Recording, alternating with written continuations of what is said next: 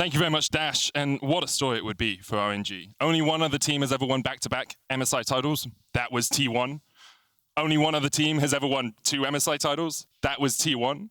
And for RNG to go through T1, to claim that top spot, to claim the moniker of best in the world, at least right now, would be such an achievement. Especially because they've never been able to beat them in a best of 5, right? And it had been so many years of the LCK and of SKT back then, T1 now, being impossible to take down for the LPL teams. And we have moved into this era of LPL dominance to 5 of the last 7 international titles. This would make it 6 of 8. It would make it back-to-back championships, even more so important because this was a T1 that has been heralded as one of the best teams coming out of Korea in so long with their undefeated streak. And I think it's important to remember that last year's Worlds, it was EDG that defeated RNG, and it was Damwon that defeated T1. And a lot of people saw the T1 versus Damwon series and said, next year, this T1 will grow into the best team in the world. And a lot of discussion didn't exist around RNG. They were just considered a good team, but it was EDG where the forefront, the focus, the main priority was. They were the stars of the LPL. And for RNG to not only come back this split with the introduction of Bin, with the changes that they made to be able to fight for that spring title once again, but to do it through the team that was touted to overtake you against the young players that were considered to become better than you, I think would be massive for RNG and for the LPL. Absolutely. And something you touched on, EDG, Kenju, the coach for RNG, was actually their coach when they won Worlds and when they won Summer. Yep. He goes to RNG, they win Spring. If you then win MSI, what a streak that is. Like, that is incredible. It's a pretty good 2 out of 2 domestic titles, 2 out of 2 international titles. Stocks are just to the moon. Let's see if RNG are able to close it out here, if we will go to all 5. T1 selected the blue side, no surprises there, 100% win rate on the day. Galio and Viego banned away. Wei will not get his hands on the Viego. Ooh, yeah, Viego getting banned out. Nautilus for Keria. So, I mean, they're not willing to first pick it, but they're not willing to give it over to Ming. It's going to be really interesting. Gwen is obviously so high prio now. The mid laners are kind of just like falling out of the ban pool, right? Yep. Because that is not being seen as the problem, especially because Ahri and LeBlanc were seen as, you can't let those OPs through. But now that there's Lissandra, it's like, I dare you to pick it. Yep. So it becomes really, really this game of cat and mouse. And now I'm kind of curious, like Wukong is the obvious one that's going to get picked. Yeah, yep. But then what do you do here? Do you lock one of those OP mid laners, knowing that you could get counterpicked by the Lissandra? Or does mid lane just actually fall through, first round for blue side and only get picked on the RNG side? I think they might do Ahri Lee Sin. Doing it anyway. I think they might do Ahri Lee Sin. If they don't do Ahri Lee Sin, I don't know. I think they'll do Ahri Lee Sin. And it does make sense. It's Wei's 3rd most played at the tournament, behind, of course, the Viego and the Wukong. There is the Xayah for GALA down towards the bottom side. Have yet to see him on his signature Kai'Sa in this finals. It's got to be List, right? Like, it's just got to be. I mean, it's 3 times in a row. LeBlanc, I mean, is a FLICKR special, but he was really good on Lissandra, and it has been so effective. All right, well, it's going to be FLICKR LeBlanc, one of his best champions historically. And I think that when you look back to his performance yesterday in particular, he does consider it to be a good matchup into the Ahri, and then you also pair it up with a Wukong. You have great mid lane setup, you have really good scaling throughout the later game, and as you rightly said, it's a big comfort pick for FLICKR. 51 plays all time, 80.4% win rate for FLICKR LeBlanc. I mean, insane. When he joined the LCK, it was how long could he go undefeated on this champion? Like, he had an incredible run at the start of his career. And yeah, and that makes me think back to 2015 MSI when they actually lost the ADG Game 5. It was the undefeated FLICKR LeBlanc that was let through, and then the Morgana counterpick comes through. They actually lose that game. So it would be interesting to see if history can be flipped here, if T1 can bring out the LeBlanc in that clutch moment and actually, catapult themselves to a potential victory with it. It would be funny if RNG hovered Morgana. I'm just saying. But yeah, I think that, as you rightly said, that was the first MSI. It was EDG to secure it, of course. Wow, so let's have a look. See, there's the Lee Sin that we discussed so much about. I think that it is a bit of comfort for Wei and also a very powerful mid jungle. Now they're removing the AD carries from the pool as T1 look to remove supports. I feel like you have to ban Aurelia, right? I mean, I would be really surprised if they're actually going to leave the Aurelia up there for Bin because it is a blind Gwen. I was thinking they might have even double ban top, like ban out Camille and the Aurelia, because those are matchups that Bin is definitely comfortable to take. But we'll see how worried T1 is about that, or if Zeus is thinking, hey, I'm going to be comfortable in these matchups no matter what. I can play to mitigate loss, and we can play towards the other side of the map. There's the Aurelia, okay. Aurelia removed by T1. Ezreal and Senna taken away by RNG. Yeah, both of you. You had the least in prediction, Azael with the big brain. We have to Aurelia combine them to make one big brain, because really, individually, it doesn't look so good. I think, and that means that we together have a world championship. That's what I think. Yes. You've outsmarted me. So moving into this next priority, I expect top lane to come in now, and RNG will save counter pick support. You already talked about the Camille as an option, and it seems that RNG was thinking in the same direction. Not only is it great lockdown for things like LeBlanc, but it also does very well into the Gnar as well. Absolutely, and I mean this is less about pre-6, but post-6. As soon as Mega times out, you gotta be scared. And when you are in mini Gnar here against Bin Camille, he can look for that all in. T1 back on absolute comfort, it feels like, in this draft. You have Gumayusi on his Jinx. You have FLICKR's LeBlanc here. So exciting. Ming's Leona, will we get to see it? As we talked about, it is one of his go-to champions. It's a champion that throughout his career he has been known for. It looks like we are going to get it for him. So RNG find themselves on match point. You talk about comfort for T1. RNG in the exact same position. Xiaohu on an Ahri that he has had a huge amount of success with this split. Wei on his fabled Lee Sin. Bin on a carry. GALA and Ming on champions that they both know success with.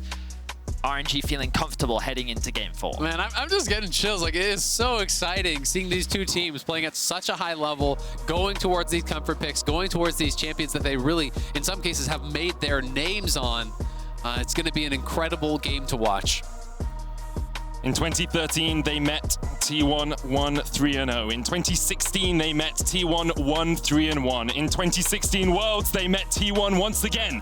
Victors at 3-1, and in 2017 Worlds, they met, and T1 came up 3-2. Today, RNG one game away from not only overcoming their demons in T1, but also claiming for the first time ever their third MSI title back-to-back.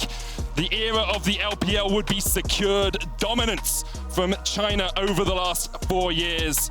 T1 with so much weight on their shoulders, not only organizationally, but also for the region. Only Dahm have been able to challenge the best over the last half decade. It has been 5 years since T1 were able to claim a title. 5 years of the 10 FLICKR has played since he was able to stand and raise the trophy aloft. T1, last chance against RNG. So much pride on the line for these two regions, for these two teams. And also for RNG to be doing it with an all-Chinese lineup is such a big deal. You know, in the past, when the LPL began to have the success, it was largely around, you know, imported Korean solo laners. That was kind of the criticism of this region, is that their solo laners weren't as strong. But Xiaohu, Bin, we saw, you know, with Suning, when Bin did it, you know, that was an all-Chinese lineup. RNG again here with all LPL players, no imports, looking to battle against the LCK's best and prove that they are stronger. And I think we just have to talk about Xiaohu, because as a player in the past, LPL fans would be worried because domestically he was good, but internationally he always fell short. He was never quite able to deliver, and with the departure of Uzi, there were many question marks around how RNG would fare. This man even played top lane. Like, there were so many questions and concerns, but he was able to silence the doubters with the introduction of GALA, with the introduction of young players like Wei. RNG have only gotten stronger. They've only been able to develop, and Xiaohu and Ming, of course, have been at the forefront of it. So huge credit, huge growth, and he may finally be able to overcome his demon by taking down the unkillable Demon King. I mean, Ming and Xiaohu have been with RNG for so long, the centerpiece of this organization for so many years now, and at the heart of many of their big wins. And it's been incredible when you speak about Xiaohu to talk about, not only has he done it in 2 roles, he has done it in so many different styles, right? A lot of times I think people talk about Xiaohu as a facilitator. It's like, well, what was his best champion in top lane? It was probably Lucian, right? Like, he was just dominating on Lucian, like a 90% win rate. Is Gumayusi in trouble already? Knight is taking cleanse to get rid of it. Keria looking for the damage back onto GALA, but Gumayusi is taking a world of hurt here down on the bottom side. So a bit of pressure already put down, and as we kind of take you back through history, T1 and RNG are fighting right here today. T1 at the precipice of defeat, but also have the opportunity to take us to Game 5. T1 getting the push here early. You can see Just so many titles for T1, 15 across domestic, MSI, and Worlds. Of course, 7 would be 8 for RNG if they can win here is incredible. But T1 just unmatched as far as their history in League of Legends. And I think that's the big thing. That's the other side of the coin, right? A lot of people want to see FLICKR win again. Ooh, I like this wraparound. Sun's going to come down, wall dive in from Bin. He does have the flash to try and get away. Zeus goes into the mini Gnar form. Oner in the right position at the right time. Bin realizes something might be up, paths down.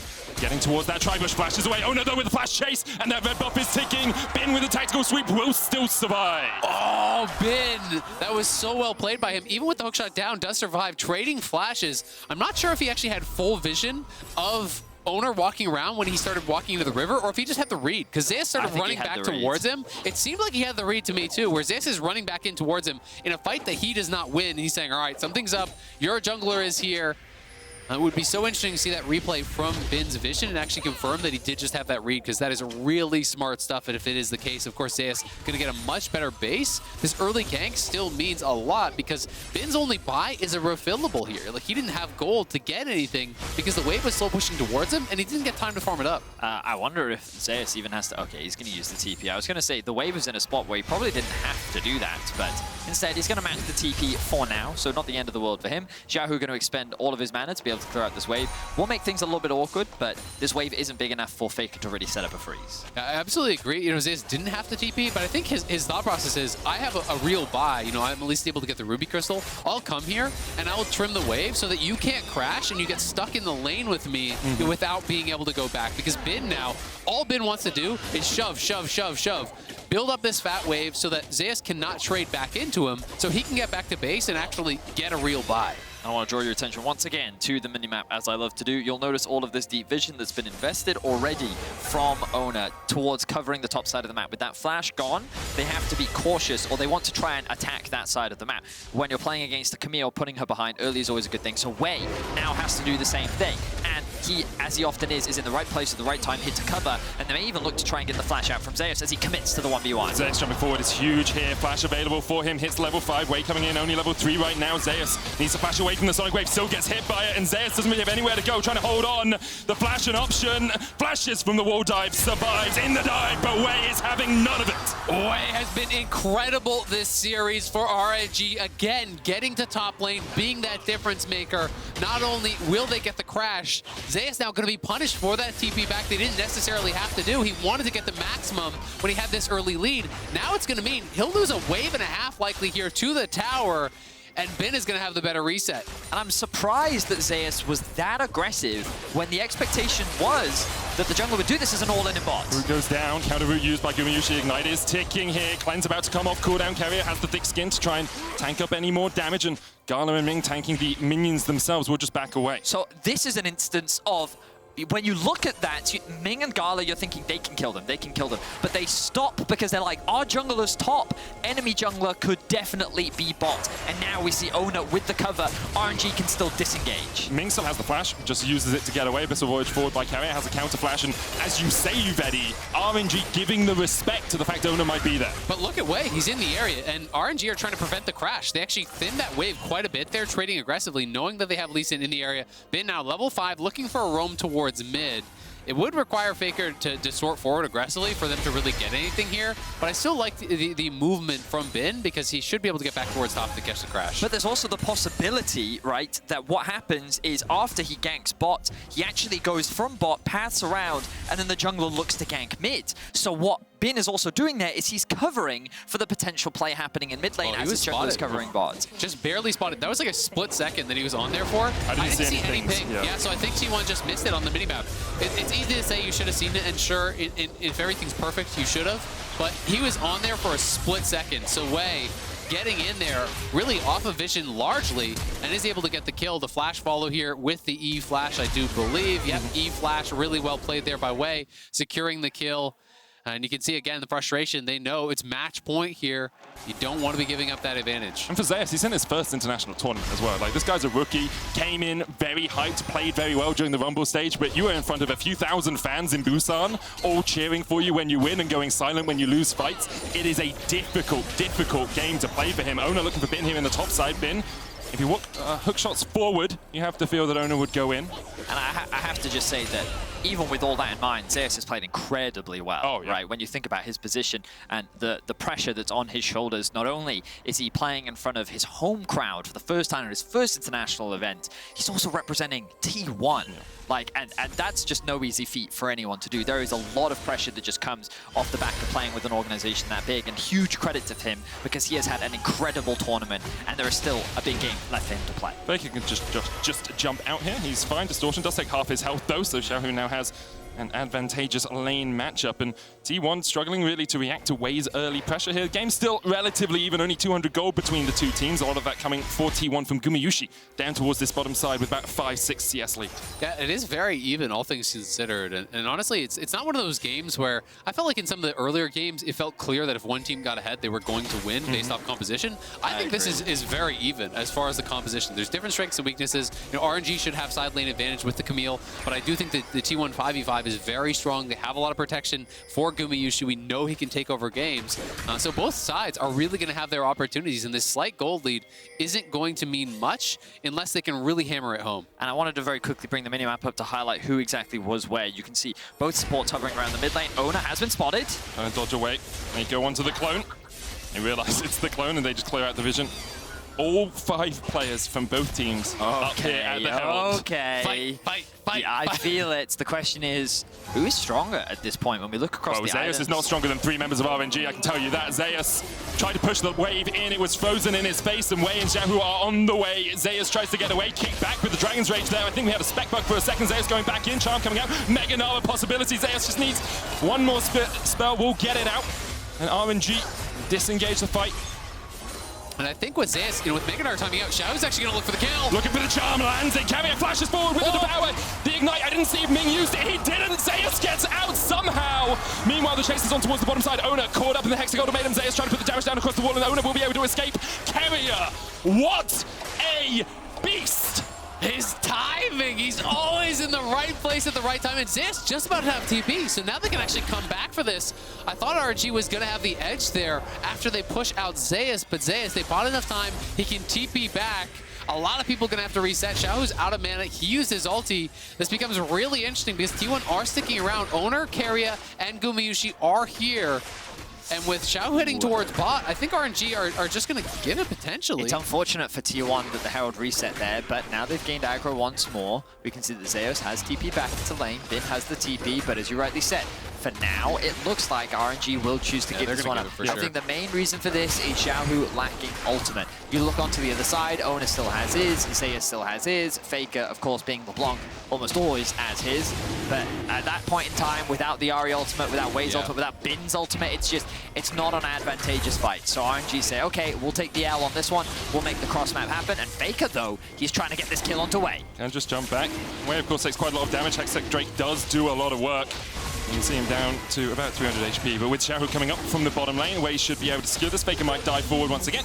Wei lands the E Smite. Super Mega Death Rocket was coming in as well from Gumayusi, but Wei is able to walk out of that one. Meanwhile, Bin might not be able to walk away from this. Does still have the flash. It's just being forced away. As you say, the tower for Oner with the Rift Herald possible.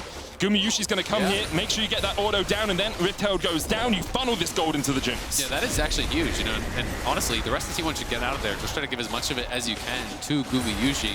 Get that gold onto the Jinx, accelerator as fast as possible. You can see 2,200 gold in pocket for Gumayusi, so going to be really, really strong on base here. T1 able to collect that full tower is very, very punishing because Bin had been getting himself into a pretty good position, but lost a lot of farm off of all that skirmishing around top, it seems like. And now, loses the full tower in his face, so Zeus is going to be kind of slingshot ahead. And things have kind of returned to normality, because when I look at the gold, I see T1 with a gold lead, as they often find themselves with 11.5 minutes in. T1, while they haven't found themselves a kill just yet, very much a good position. We kind of look at the minimap once more, because vision has been a huge discussion this game. You can see that RNG slightly more defensive wards, with T1 having a little bit more control throughout the river. Just kind of goes to show what T1 have been doing in this early game. They've been contesting a lot of that river vision. They've been trying to contest around these early neutrals, and they've been doing a great job of it so far. And the question for T1 is how can they use this early game advantage? Because we have seen them get early game leads in a couple of the other games, and they just haven't been able to shut RNG out of the match. Now, there were some draft differences in those previous games. RNG perhaps slightly better at teamfighting. FLICKR, he gets out the ruler for those ones. He's like, yeah, okay, I'm 37.2 centimeters away. I'm fine. Charm's not going to connect. Looking for a play bot side. That ward's turned off, and they know it, so... we'll see if Keria and Gumayusi do overextend. I mean, Keria, he's playing so respectfully. He's playing max range behind Gumayusi there. Yeah. So the only way you can punish that is if you can actually kick the Jinx away from the flashless Keria, but it is difficult to make happen. So the player just short there, Oner. I love seeing this level of play just because not very often do you get to see the level of respect, and like, in particular, what separates very good teams from good teams is exactly that. The expectation, the possibility. Yeah. Could this happen and why? That ability of deduction. And speaking of, right now, do they deduce the bin is in the brush? Even if they do they want to take that fight? T1, they don't, and they will back away. FLICKR pathing down towards the bottom side alongside Keria. And those mind games become so interesting, Vedius, because, you know, the teams are trying to think about, okay, what is the best play for my opponents? And then they are trying to respond to that. And then sometimes you have to think about, all right, what will they think is the best play for me? And now I'm going to do something different, right? It becomes that kind of evolution of the mind game, which I think is so interesting to watch. Looking for FLICKR now. Trying to get underneath the tower, needs to dodge away from the Everfrost, the charm, the root, he dodges perfectly! Oh, FLICKR, you beautiful man, escapes the three-man dive! What was that? I don't actually know what he did. Like, I saw him get... He was sidestepping as much as possible to try and dodge away from the charm. He avoided the root from the Everfrost as far as I could tell. But then I saw Bin flash and then FLICKR flash, and I'm like, hang on, how is he now alive? It looked like sidestep on the Everfrost, flash on the Ahri charm, I believe. Really well done to do that inside the ultimatum. Now though, FLICKR, no ultimate, no flash, way. Trying to look for an opportunity here, but again, FLICKR playing too smart around this, and look at Gumayusi massively ahead at this point. 6,000 gold here. Cash out the call. The Mythic is done, and T1 are looking poised to push this to a game 5. Potentially, they're looking so good in this one. Okay, so let's have a look back at this one. Dodge the Everfrost. Dodges the root. He flashes the charm. So good, Root, man. Xiaohu. Bin tries to get the execute. Oh my god. Oh my god, he's so good. And he landed the chains on Bin. Bin flashed there because he wanted to get into melee range and actually continue the damage, knowing he was going to get changed out of melee range. He flashes point blank on FLICKR, and then FLICKR's flash dodges the charm and gets him out of range of Bin. It's just perfect. He's 46 and 10 on LeBlanc all time. He has not lost on it this year. He's 12 and 0. This is his 13th game. When you led with he's 46, I'm like, he's not that old, okay? He is not. But like, I think, especially when you think of like some of the newer people that come into watching League of Legends, the legend of FLICKR is exactly that. It is a myth, a legend. He has been good. We have seen him be good over the last 5 years, but it has been so long since he's actually stood there and lifted the trophy high. And I just think it's incredible. Across these last 2 series, the way in which, you know, T1 is winning, it's not FLICKR just enabling the zoomers in the side lanes, right? It has been FLICKR finding incredible plays. It has been FLICKR finding outplays in the 1v1s. Zeus, nice little buffer on the jump, dodging out from there. And Keria once again in the right position at the right time, just in case Zeus was in more trouble. Dragon up in 2 seconds time. And this was RNG trying to get ahead of the play. They realized that T1 is setting up to contest this Drake, so RNG wanted to try and collapse onto the contested mid-wave. They aren't able to secure onto Zeus, which means that they have to disengage, and so the TP is being committed top. They're trying to make the cross map happen, and T1 are kind of taking a page out of the RNG book now, Way, though. but they have to be wary of the dive. Zeus almost has Mega, which is good for him. Yeah. If the dive did come out, a good Gnar against the wall just means that Wei and Bin cannot make it work. And again, look at the map position right now, because you can see this bot lane immediately rotating up. They recognize that RNG is making the call, hey, if we can't contest this Drake, we'll make the cross map, and T1's like, well, we don't need to send 4 people to secure this Drake. You've already signaled with your TP that you don't want to contest it, so fine, we're actually going to match and contest whatever your play is doing. Great execution on the map from T1. Keria with the early flash away here. Gumayusi rooted up with the Everfrost devoured by Keria, and Oner coming in. The charm though into a kick. RNG just looking for the disengage as T1. Start their advance. FLICKR diving in. Change just short. Bin takes a world of hurt. From grenade after grenade from Gumayusi, as you say, Super Mega Death Rocket, a possibility.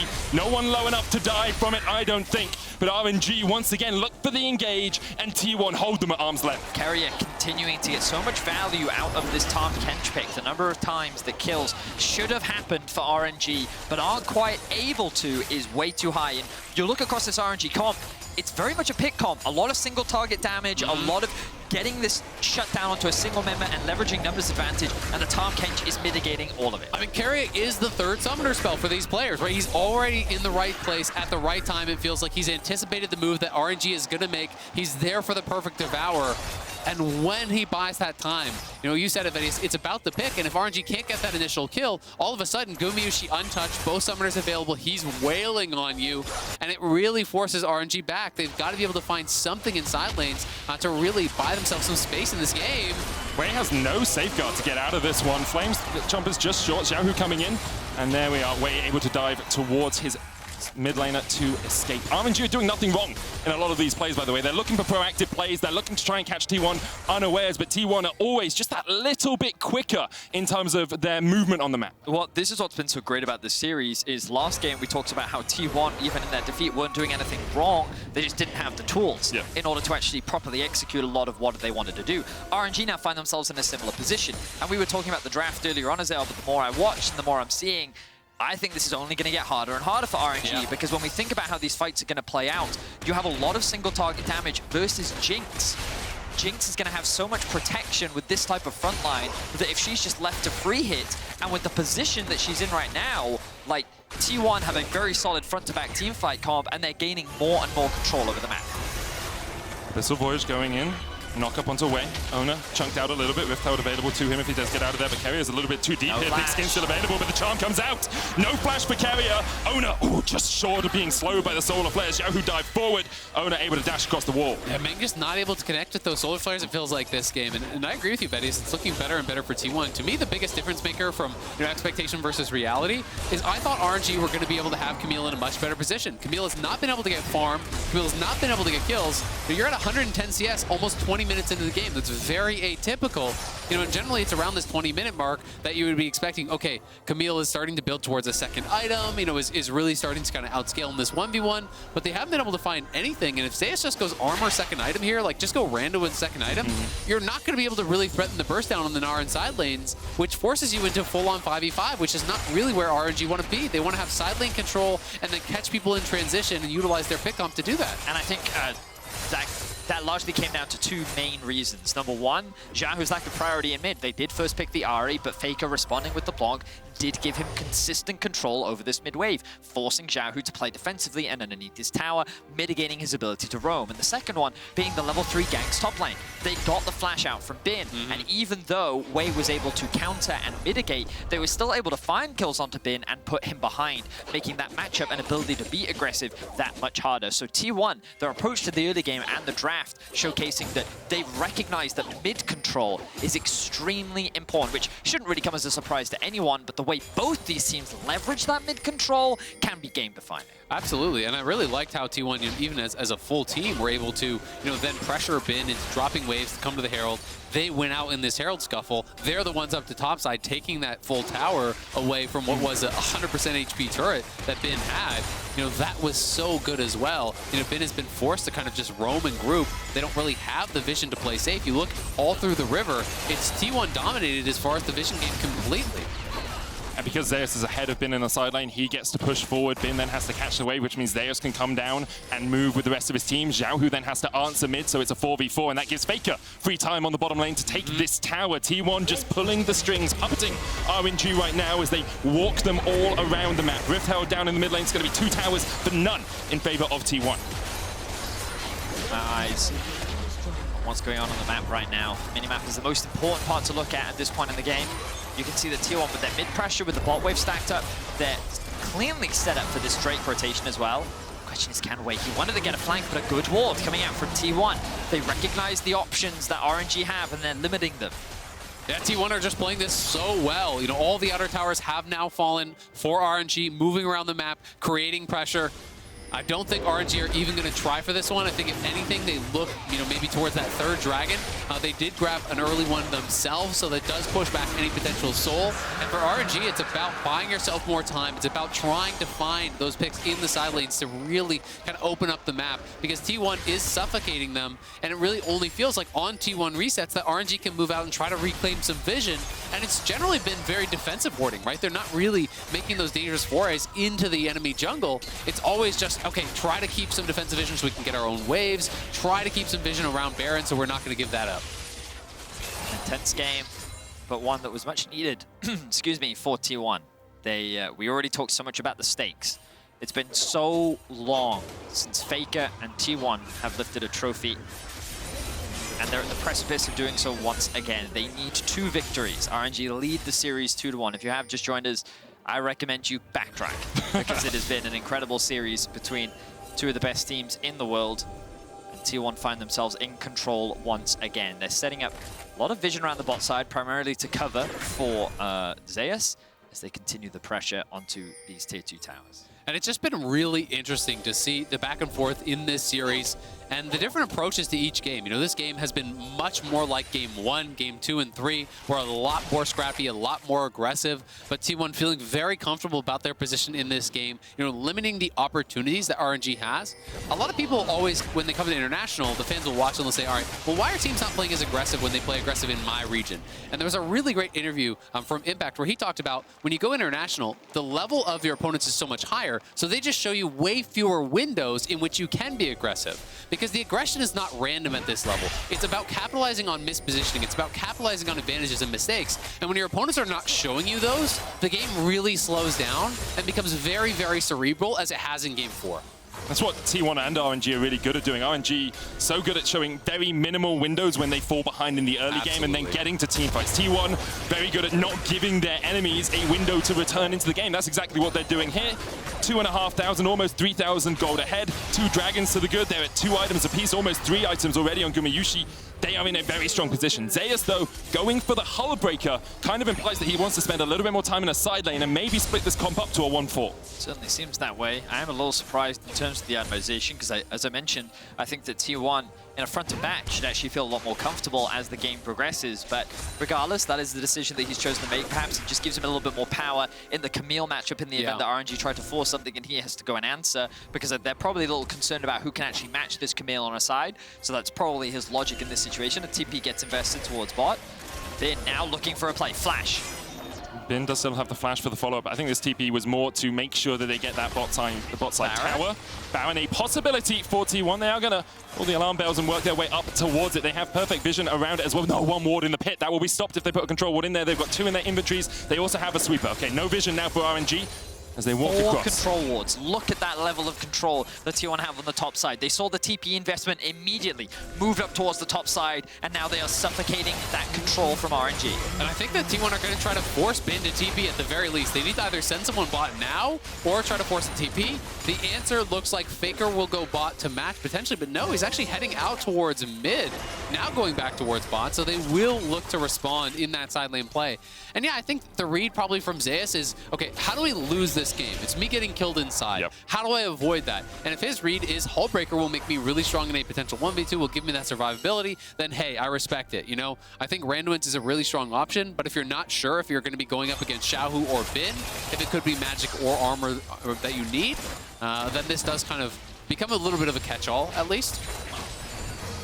Something you mentioned earlier, Azael, was this cerebral approach. I love talking to Lyric about RNG because he was like, they're the exception to the norm in the LPL. Yeah. Often they don't skill check you in the same way that many other LPL teams do. They will position themselves in a way that go, hey, we're not allowed to be here. Do you want to come find out how much we're not allowed to be here? And they'll take those duels, they'll take those fights. Whereas RNG is a lot more cerebral. They will play the map. And I think that throughout MSI, we've consistently highlighted how well they do play that map. FLICKR with a bit of poke damage onto Ming. The 3rd Drake for them is up in 30 seconds.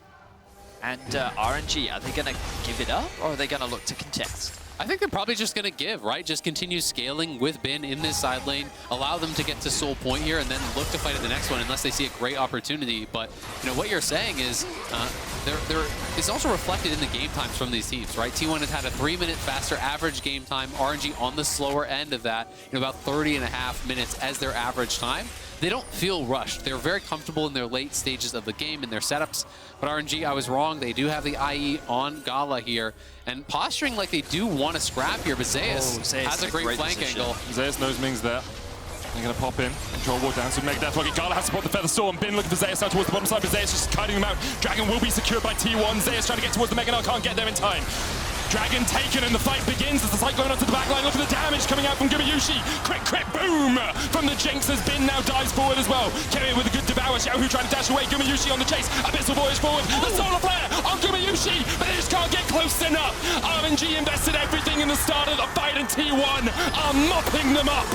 Keria does it again! He body blocks the follow-up from Bin to prevent him from getting the shutdown onto Gumayusi, and this Jinx was left to wreak havoc onto RNG. All 5 find themselves dead, 4 are alive for T1, and a Baron is available for the taking. It's by the slimmest of margins, but T1 will reap the rewards as RNG.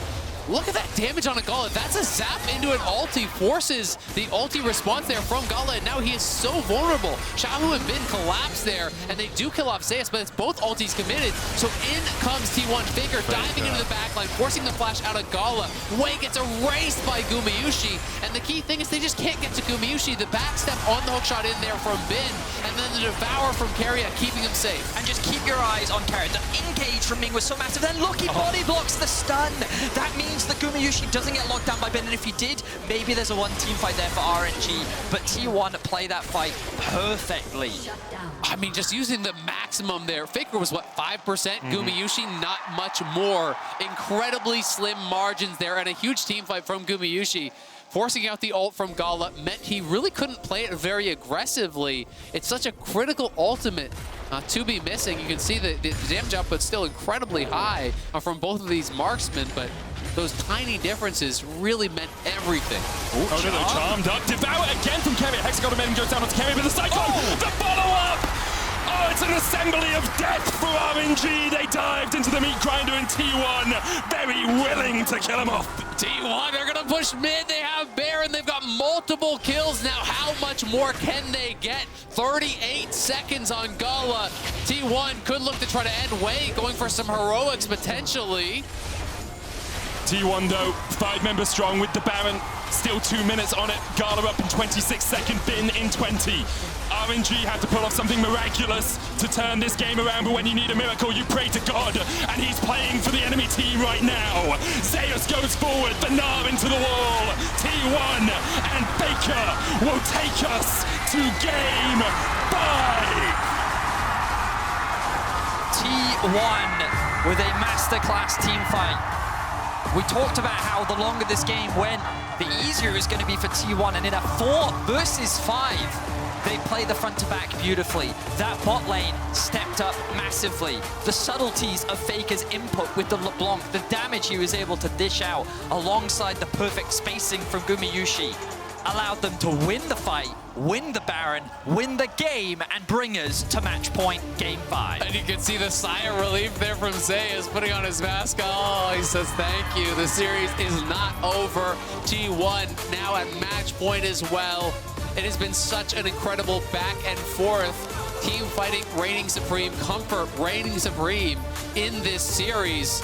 You know, going to the Jinx has been so successful, but I have got to say, this game to me felt like support diff. Yeah. Keria got so much done. He was always perfectly positioned. Ming unable to find those engages by the slimmest of margins many, many times.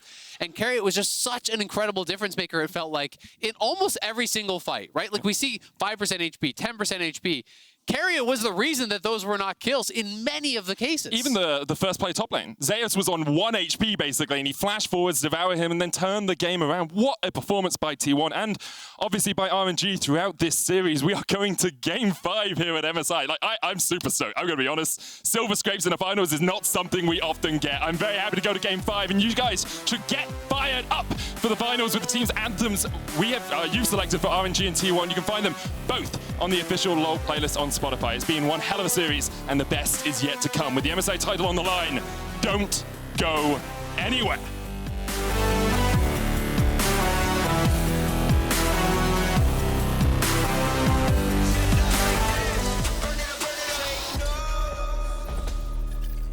The world is watching. Get on board. Check the lanes. Pay attention to the best. Join the ranks. Be the challenger. All in for the trophy. This is for all senses. This is for all players. Buckle up. Take notes. MSI 2022. Driven by Mercedes EQ.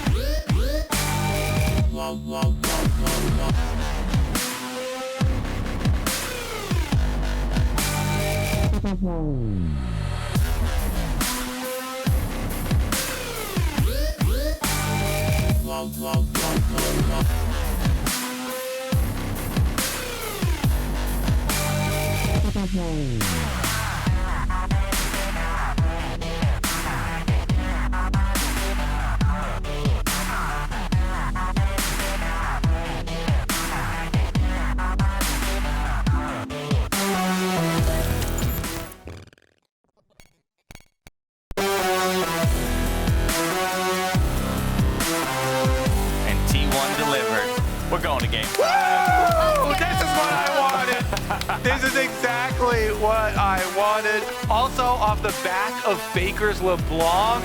Oh my goodness, thanks. Just one of the most historic rivalries as well, right? In LOL esports, going to a game 5. This series has everything. I was gonna say that play in the mid lane was just like, can we just say that was the most like mechanical play we've seen all tournament. Faker's been adamant, you know, that age doesn't matter, and he pulled it off. Yeah.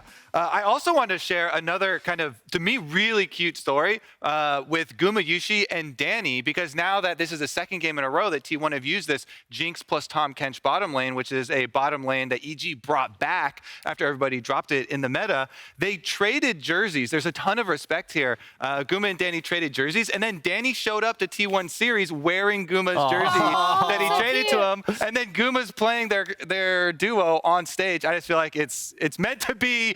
T1 pushing it to Silver Scrapes. Right. They also, I forget who it was in the interview. I think it was Oner in his interview said that EG loss was what kind of propelled them to just be like, you know what? We're going to lock into Vedius next game. We're just going to play like total comfort. Also, how good is Keria's Tahm Kench? It is just next level. I mean, how good is he on everything? But but his Tahm Kench specifically is just so good. Yeah. It was an incredible performance out of T1 to push us into game number 5. I really only want to look at one fight because I want to spend most of our time talking about what we might be able to expect in that 5th and final game. It was the big team fight that essentially decided it all. Down by the Dragon. It was Dragon number 3 for T1. Now, at least that's the Dragon they were going for. RNG decides to contest. Unfortunately, it doesn't go their way. Yeah, and it just feels like RNG are in a really dire position, right? They were already falling behind. Their whole win condition was around getting this Camille ahead, playing out through side lanes, and now you're at a point where, okay, you just have to throw the Hail Mary and hope for the best. They commit to the bottom side, they find the pick, but they really don't have any other tools to try and get onto the back line and take down Gumayusi. Exactly, and we saw, you know, GALA got the ultimate blown really early there. We saw the power of the Wukong engage, because even though it's 4v5 and they've taken out Zeus, with that frontline advantage, they make room for the 2 carries there, blowing them up. Huge, huge performance there from Oner on the Wukong. And Keria, of course, with the big save of the Tahm Kench ultimate. There were so many times throughout this entire series, like obviously this team fight kind of looked like it was maybe going RNG's favor until T1 took it back just with their skill in that fight. But there were so many times when RNG must have been like, we have the kill, and then Keria's there eating his teammates, saving them. It was nuts. Yeah, that solar flare lands, you think you have it. Yeah, and honestly, too, I love it when you have team fights that really exemplify this strategy of, even though you lose a member, you count the cooldowns that your opponents have blown to get that member, and people think, oh, it's a 4v5 now, but, you know, if you have the positioning and you have the cooldown advantage, you can win those 4v5s. It just really isn't, and especially when you have a comp like RNG's, right, where it is so single target focused, and then T1 have the AoE damage coming out. All right, here we go. One game decides which team, which organization will be the first to hold 3 MSI titles in league history. You've already talked about how much there is between these 2 organizations, how much there are between each of these individuals, right? Again, back to the Xiaohu and the FLICKR matchup in the mid lane and what it would mean not only for Xiaohu to get that 3rd MSI title, but to do it over FLICKR, beating T1 in a best of 5. They haven't done it yet. They're 1 game away from it now, Lyric. Yeah, and it's just something, again, that would be so nice. A player that has been so heavily criticized over his career as someone that is a choker on international stages. It wasn't until he went top that people really started putting faith in Xiaohu, and going up against a team he has never beat would be so nice. Even going down for Ming in the bottom lane, right? A player that has a lot of respect internationally, but again, just separating yourself from the pack, building a legacy where you're competing with, you know, names like Mata, like Madlife, who people consider these like S+ tier supports in League of Legends history. On the other side of it, Kobe, it's T1. A decade after FLICKR started playing this game and stepped onto the international stage to begin etching his name into, you know, the annals of league history. Yeah. He has another shot to put another trophy in that case, and just to solidify kind of what we already know, he's the GOAT of League of Legends. Yeah, I mean, I would love for us to have the movie ending here where it's the return of FLICKR coming back triumphantly in the final game here in the best of 5 series. Plus, as we've talked about, this one means so much more, especially to him because he's been there the whole time, because this is the first one that he would have won on Korean soil. To be able to actually win in South Korea one of these finals, I know just means everything. And I think the trajectory of this team, again, is just so cool in terms of coming together, watching them previously at Worlds, them coming into this tournament as favorites, kind of struggling a little bit initially under the pressure, and then having come through their last best of 5 into this. I don't know, it would just be such a cool story, especially in my opinion for the young players, because surrounding FLICKR, there are so many young players like Zeus coming in, also like Keria. I mean, even with his experience, he's still really young. I even love to use the word trajectory, right? Because like this is great, we get 5 games, but this series just makes me look forward to the rest of the year. And I don't feel like either team has hit their ceiling, right? Like T1 can improve and shore up things like their mid game. For RNG, they still haven't incorporated Bin, I feel like, to the best of their ability. Both of these teams can show more. All right, well, you talk about maybe neither team having yet hit their ceiling. I think Game 5 is going to be obviously the most demanding game of the tournament. They got to find that extra gear, that next level. Kobe, I'll go to you first on the T1 side of things. How do they get it done? Especially considering that RNG is the one with side select, and we've seen blue side win every single game so far. Honestly, I think mid-jungle priority is huge. They really need to, in draft, secure FLICKR and Oner a winning mid-jungle 2v2. I'm going to piggyback off this just because, you know, I was the one that predicted the T1 3-2. And I am calling out something that I noticed from them this past game, which isn't a draft thing, but their patience and the way that they played out the mid game is something that we have not yet seen from this team. We've seen them pick some disadvantageous fights, get a little too hyphy. The kill score was so low for so much of this game, and T1 played it so methodically and patiently. I was really impressed with their mid game. Yeah, give me the RNG side of things. So I feel like it's like directly countering what Kobe said. Coming out with the winning mid-jungle 2v2, but also getting FLICKR on a champion where you can influence mid, right? LeBlanc's such a hard champion to take down. We saw both Wei and Ming try so many times to gank mid. He's just so mobile, on top of just obviously being, again, one of the best players ever, the GOAT of League of Legends. Get him on something you can gank, take him down, whip through mid-jungle, and go top. There it is. Those are our thoughts ahead of game number 5, but at the end of the day, it comes down to the coaches, the players that are stepping onto that stage. There's one final game here at MSI 2022 to decide the championship. Which team will claim their 3rd title? T1 versus Royal Never Give Up. For the last time, Medic, Azael, Vedius, it's over to you. Woo!